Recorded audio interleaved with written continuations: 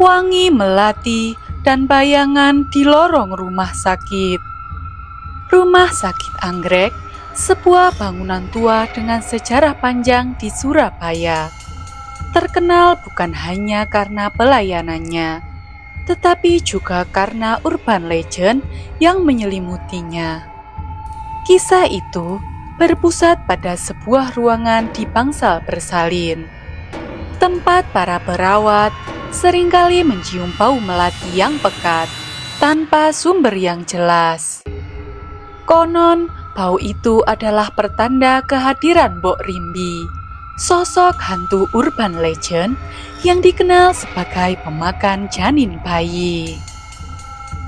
Doni, seorang residen dokter muda yang baru ditempatkan di rumah sakit itu, awalnya hanya menganggapnya cerita iseng para senior. Ia lebih fokus pada tugas-tugasnya yang padat. Suatu malam, shift jaga Doni terasa sangat panjang. Lorong-lorong rumah sakit hening.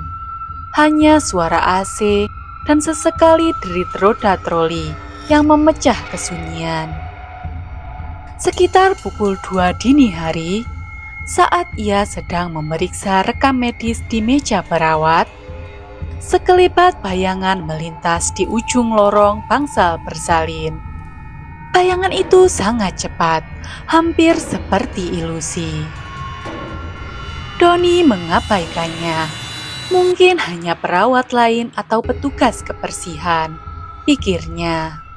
Namun tak lama kemudian, ia mulai mencium aroma melati yang kuat.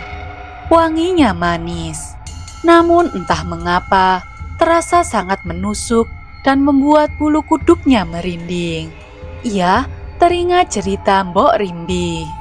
Bau melati itu, Dok, berarti dia sedang berkeliaran mencari mangsa, bisik salah satu perawat senior padanya beberapa hari lalu dengan wajah serius. Doni mencoba menepis pikiran-pikiran itu. Ia kembali fokus pada rekam medis. Tapi aroma melati itu semakin pekat, seolah mengelilinginya.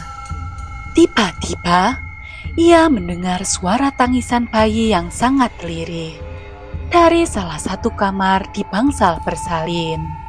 Tangisan itu terputus-putus, terdengar begitu menyedihkan.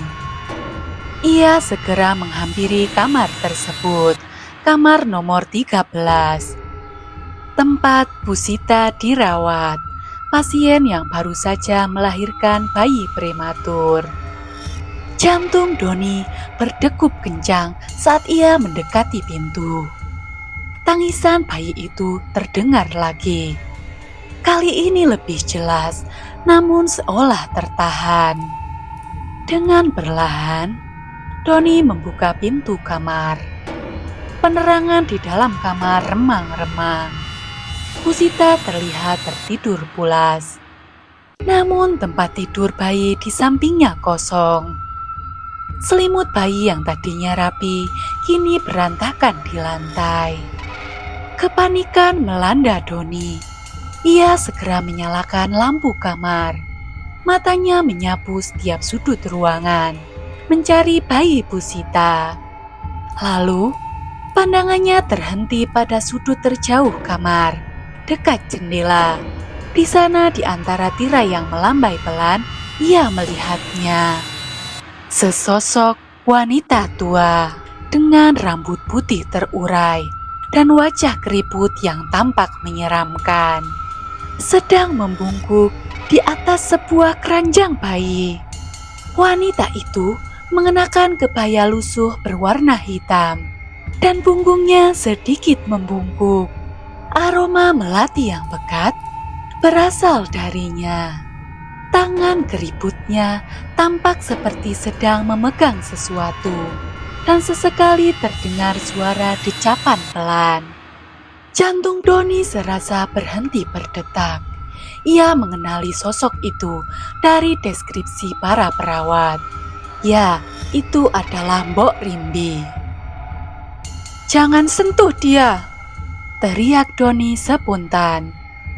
Sosok itu tersentak. Perlahan ia mengangkat kepalanya. Matanya merah menyala, kosong dan dipenuhi nafsu yang mengerikan. Di sudut bibirnya terlihat sedikit bercak merah. Di tangannya yang tadi ia pegang ternyata adalah boneka bayi yang sudah robek dan kempis, seolah isinya telah dihisap. Mbok Rimbi menyeringai. Senyumnya lebar, memperlihatkan gigi-gigi yang runcing dan menghitam. Aroma melati kini bercampur dengan bau anyir yang samar. Belum waktunya, desisnya. Suaranya parau dan bergetar, terdengar seperti bisikan angin dari kubur. Sosok itu lalu melesat, menembus dinding kamar, menghilang seolah ditelan kegelapan malam. Doni terpaku di tempatnya. Tubuhnya gemetaran. Ia segera memeriksa Pusita dan suster yang berjaga. Untungnya, bayi Pusita selamat. Ternyata bayi itu sudah dibawa ke ruang inkubator karena kondisinya yang prematur. Tepat beberapa jam sebelum Doni masuk shift. Mbok Rimbi tadi hanya bermain-main dengan boneka bayi yang tertinggal di keranjang. Sejak malam itu, Doni tak pernah lagi meremehkan cerita urban legend di rumah sakit itu. Ia tahu Mbok Rimbi itu nyata. Tiap kali bau melati tercium atau bayangan melintas di lorong bangsal bersalin, Doni akan merasakan ketakutan yang mencekam. Ia tahu di antara dinding-dinding tua rumah sakit itu ada sebuah entitas kelam yang terus berkeliaran, mengintai dan menunggu kesempatan untuk melampiaskan hasrat mengerikannya terhadap janin-janin yang tak berdosa.